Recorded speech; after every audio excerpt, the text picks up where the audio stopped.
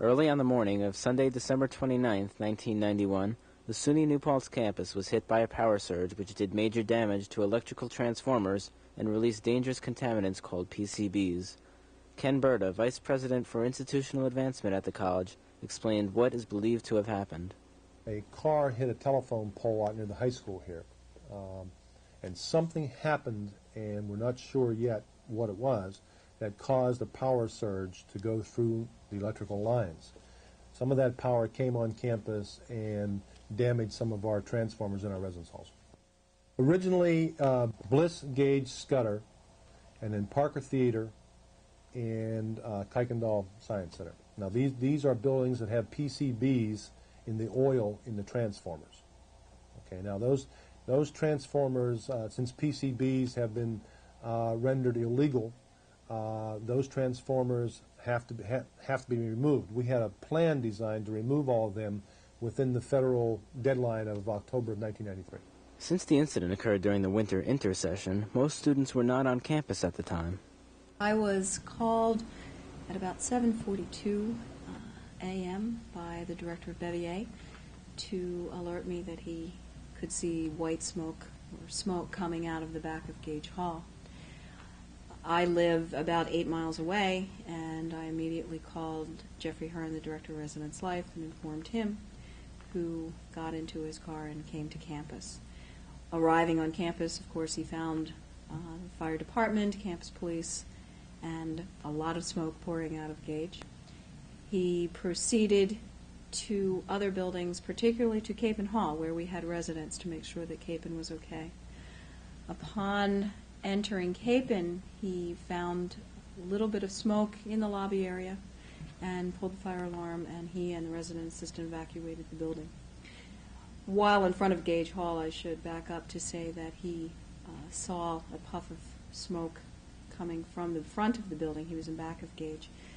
They thought initially that it was part of Gage blowing, but it was, in retrospect, it seems that it was the transformer in Bliss that was exploding that people had seen at that point in time.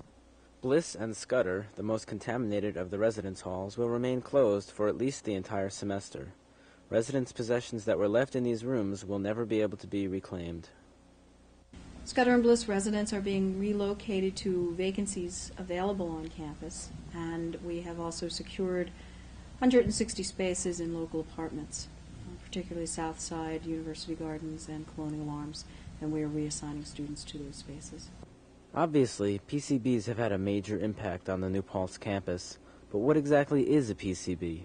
Dr. Peter Houghton explains. PCB is a polychlorophenol, which is an organic compound. And it is a man-made organic molecule. And it was made, I think, for the first time somewhere in the 1920s, 1930s. I think its discovery was accidental. For example, it was the first molecules were generated in an oil that was used as a coolant in an electrical process. And it was discovered that through the life of this oil acting as a coolant, there were these molecules which seemed to form, which made the coolant much more effective. And a company used those molecules to actually create a very effective coolant, which was mandated for use actually in electrical transformers in subsequent years.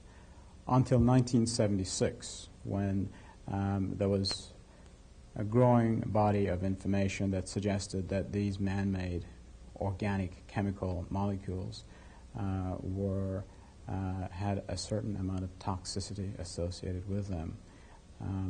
A toxicity that was demonstrated in laboratory animals, rats and mice, at very high doses.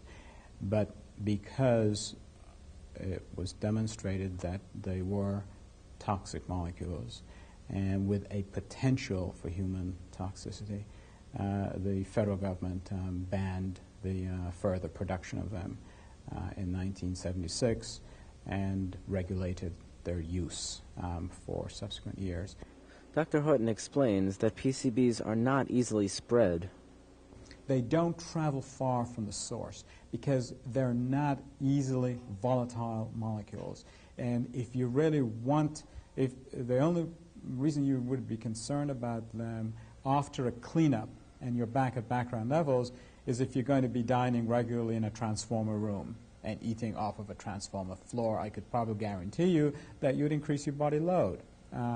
But outside of that, I honestly don't see that we would have a problem, and the data, the scientific data, I think bears me out on that. There's no easy way beside eating it, and primarily fish, to get exposed to PCBs and actually get them into your body. They're not in the air. They're not in detectable amounts in the air, and we certainly have a lot of air samples around here. So you're not going to breathe it in by walking by. The reason that the buildings are roped off is that we assume that they're probably minute amounts in some of the soil close to a building. And we don't want that tracked around, because if it gets tracked around, as I say, it's a very stable molecule that stays a long time. If it gets tracked around, it's going to get leached into soil, and 50 years from now, it will end up in the bottom of the Hudson River, or in the bottom of the ocean somewhere. Would rather not add, there's no reason why we should add to pollution of the environment. And that's the reason why it's roped off. It's not roped off because anybody's going to breathe it in or the molecules are going to reach out and grab anybody. They are very low volatility. You have to have a lot of heat to get them to volatilize. So I would say I honestly don't see any rational, objective reason for people who are in buildings that are, open for normal use, normal habitation like age, to be concerned. I think, okay, if you put the emotions aside, people will accept that, but then the emotions come into play, and I think we just have to deal with that. And keep reassuring students and faculty and staff that we will be back to a level that's meticulous. Like the EPA allows a level of 10 in the environment. Up to 10 they regard as safe. The New York State Health Department doesn't allow you to go any more than 1. And our levels all are below 1. When we return, we'll see how the faculty and village were affected, and we'll talk to some people who have doubts about the safety of the campus. Besides the 2 residence halls, Parker Theater and Kuykendall Science Building will also be closed for the semester. Dr. David Strauss is an associate professor of chemistry. Well, the research that I was carrying on in Kuykendall with a senior student chemistry major during the academic year is basically ground to a halt. All of our supplies, enzymes, DNA, water baths, centrifuges, and various other equipment that was on hand for the research is locked up in the building. No one can get in. It's conceivable that when the college comes up with alternative spaces, either in the Worcester Science Building or in modular laboratories that may be ordered in the next several days, that space will be found in those buildings. However, it is not at all clear that the college is going to purchase the equipment items. If the instrument or the room had a hit, meaning it has a severe PCB contamination, then it may very well be that the economic decision is made by the college cabinet to just chuck it. We'll ship it all off to a hazardous waste landfill, and we'll bury it, and we will forget about it. Maybe or maybe not, we'll replace it. If it's not replaced, then there are a number of courses and programs at New Paltz which will no longer be available. But there's something besides equipment that's very important in running a college. The colleges run on paper more than any other particular piece of matter. It's your term papers, it's your exams, it's your grades, it's your letters of recommendation, it's your lab notebooks, it's everything you do is recorded on paper. And there's a lot of paper that's more or less necessary for normal academic functioning in the Kuykendall Science Building, which is unavailable to anybody except the guys in the white suits. If we can get that paper out, and that's the first priority of both the biology and chemistry faculties, is get the paper out first, get the instruments that we use out second, get the space cleaned up third. The sooner they can get the paper out cleaned up, the faster we can get back to normal. The PCB incident at the college seemed to affect the community in various ways. People were concerned that the PCBs might have drifted across the line into the community as a whole. And I did talk to Palin and Dumas about that as well, and it was explained to me that PCBs are basically a heavy molecule. They do not carry in the air very far. And they had done testing around the edges of the campus, and so far as they were concerned, they were comfortable that there had not been any impact on the community beyond the perimeters of the campus. We asked the mayor how the extended closing of the college affected the village economically. Economically, some, although students don't spend that much money off campus. But several local merchants disagreed. The students play a big part in the community here, the business community. The businessmen rely very heavily on the students. Once the school closed down, you got 5,000 of your customers, they kind of like leave in one day, and it's kind of hard to hold on. I'm looking forward to them coming back. As much as we complain about the students, business people, they need the students. Without SUNY, this would be a ghost town. There'd be no village down here. It'd be gone. Store owners have come up with some creative marketing strategies to take advantage of the situation. Vince has been selling various PCB t-shirts, and Gourmet now features a PCB pizza. That's pepperoni, cheese, and broccoli. Some, however, are taking the PCB crisis very seriously. They don't believe that the testing process is sufficient. The test results for dioxin and dibenzofurans, these are very toxic byproducts of a PCB fire, and just from looking at the results of those tests, my feeling is that they were not nearly adequate enough to determine anything conclusive. There were 21 tests, 21 test results given for a total of 6 buildings. That's a lot of buildings and very few test results. And the main thing that stands out when you look at these results is that they took different types of tests from different places in different buildings, and then they took the list and they split it up and they sent it to 2 different laboratories, one in New Jersey and one in Albany, New York. And then they put the whole thing together and they expect you to compare the whole list and get some kind of a reasonable means of comparison. And there really is no comparing a wipe test taken near a transformer room. A wipe test is a kind of a test where you take a piece of cloth and you dip it in solvent and you wipe along the floor or the wall, and a sample of a theater seat in another building, and send one to one lab in one place with one equipment, and one to another lab in another place with a whole different kind of equipment. That's not science. And I want to just state that people have their faith in science right now, I think, and that if they're going to put their faith in science, then the science better be good science. If this happened, can it happen again? And obviously, the protection devices, if they indeed exist, and we do not know for sure that they do exist. We can't seem to get a straight answer from the EPA. College officials say that they had protection devices, but what type of protection devices? Were they on the primary or the secondary side of the transformers? This makes a big difference. Obviously, the EPA regulations state that they must trip within 1/100th of a second. Now, we know that for a fact that some of these transformers must have been cooking for nearly an hour. What happened that every one of these protection devices failed? This could happen again tomorrow while the students are here. Some students are angry because they feel the college is rushing things. The decision to open these buildings and even to open the campus was made well before the test results were made available.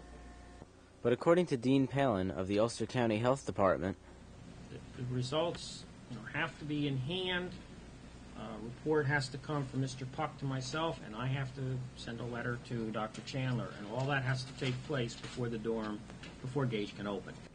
When we return, we'll find out about extra security measures on campus and a lot more.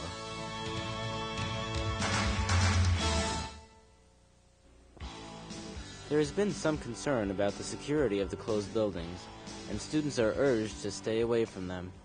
Anybody breaking into the building or attempting to will be dealt with. Not only will it be dealt with judicially, but there's certainly the possibility that of an arrest to be made for somebody trying to get in that area.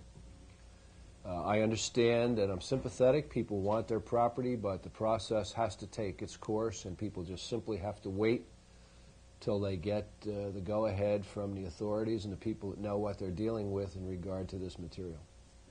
So who exactly is going to pay for this whole project? No one's quite sure. This campus and the buildings is not owned by the college administration. It's owned by the state of New York.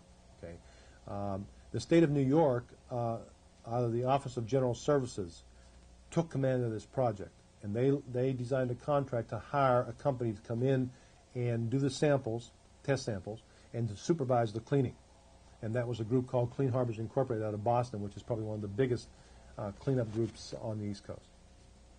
The Dormitory Authority is a state organization that was designed specifically to float bonds to build residence halls on public and private colleges. They have insurances. Right? Their insurance company is Crawford & Company. That insurance, there's a debate now as to just how much and what they will cover, but that's going on right now. But the insurance has a $100,000 deductible. But SUNY has a pot set aside of $100,000 to cover any disaster like this. So as students return, there'll be claims adjusters here to talk with them and to write them a voucher right there for up to $250 to get them started. And then the rest of their claim they'll have to process through with the insurance companies. A number of students have been volunteering their time to help others. What we did is we sent a letter home to all students registered for the spring semester, off campus included, and we asked them to bring back anything that they would have of extra: hair dryers, towels, linens, bed sheets, or whatever, and they can bring that back to the NPR for anybody that needs it. We've been down in the phone bank since we got here. I've been here since January 3rd, and they started the phone bank a few days after that. We've called all the students in Scudder, Bliss, and Gage. The first calling was to let them know what happened. We called again to Gage students when Gage Hall reopened, telling them that Gage Hall was reopened, they can come back on February 1st. And we had lots of concerns about that. We've been getting calls. We've also called to get room placements for Scudder and Bliss. Students have volunteered to make telephone calls to cut their vacation short, to provide services for other students. So that is one good aspect about this. And it seems like the entire college community is pulling together as one and really being a family and supporting one another in this time of need. Some students aren't worried about placing a monetary value on things. I care more about the sentimental things: photographs, poetry, letters, things that are replaceable, stuffed animals that you get over the years, things that you can't replace. No monetary value can be put on those things. On Thursday, January 30th, most of the residence halls opened, along with some protest and confusion. Right now it's a little hassle because I live in Gage, actually, and they're moving us into Boughton, and I got like 8 people in one room, and there's only 3 beds right now, so they're trying to figure out something they're going to do. Oh, we got asbestos in the rooms anyhow, so it doesn't really matter to me one way or the other. Gotta die of something. Just glad to be back. It's really funny that we have to come out here and protest the opening of contaminated buildings on a contaminated campus. I invite Dr. Chandler to live here. I invite the very distinguished Dr. Melius. Without a moon suit. Without a moon suit, thank you. We work here, we live here. We work here. Protest. You're not part of the campus. Get lost. Get lost. Get off. You're not a student. Hit the road. What are your credentials? You're an agitator. I am an agitator.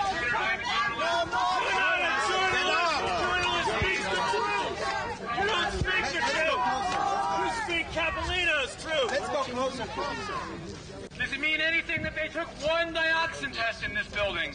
One dioxin test. I have the results. I have the results of the test. What organization?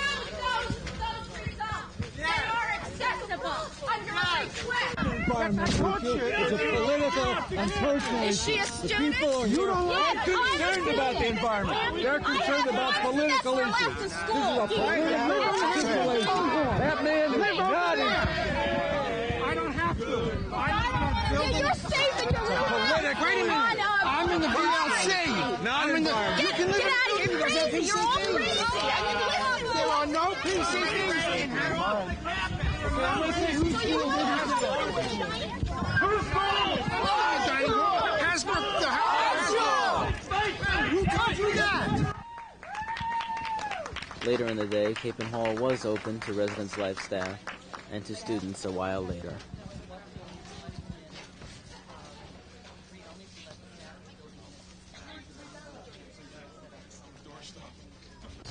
And later, as a gesture, President Chandler decided to stay the night in Capon. So how do we know that these buildings are indeed safe? According to officials, No. All of the rooms, every one of those rooms have been tested for levels of PCBs. And at this point, the tests are starting to come back non-detect. But we already knew that because we did testing on the floors that was non-detect. Most of the contamination was confined to that transformer vault area. Secondly, that the transformer has been removed. There will be a silicon-based transformer put in there. The levels of PCBs in that building will be less than 1. That's probably going to mean, not probably going to mean, it's going to mean that that'll be the cleanest building in the state that had a PCB transformer in it. You see, we have nothing to hide. It was a freak accident. We have the best people available in the country, it seems, doing this work, and we have confidence in them, and I think students should also. By the way, that's one of the reasons why we decided to do the testing in every room in Gage. We were told by this Clean Harbors company we really didn't need to do that because they did random samples on the floors and it was non-detect. But we felt, if a student came to me and said, "What about my room?" We want to be able to say, "Your room is clean." so the students will survive without a spring break. I think they were correct in taking these 2 weeks and cutting spring break, but I'm still upset that it's not there. But I'd rather take the 2 weeks now than have to go 2 extra weeks in May. I'm not really that upset, but because I really feel that if you need to take off, because a lot of people are going to be burnt out and they're going to need the break. So, I don't think that missing a couple of days of class is going to kill you. If I need to take off, I'm going to take off.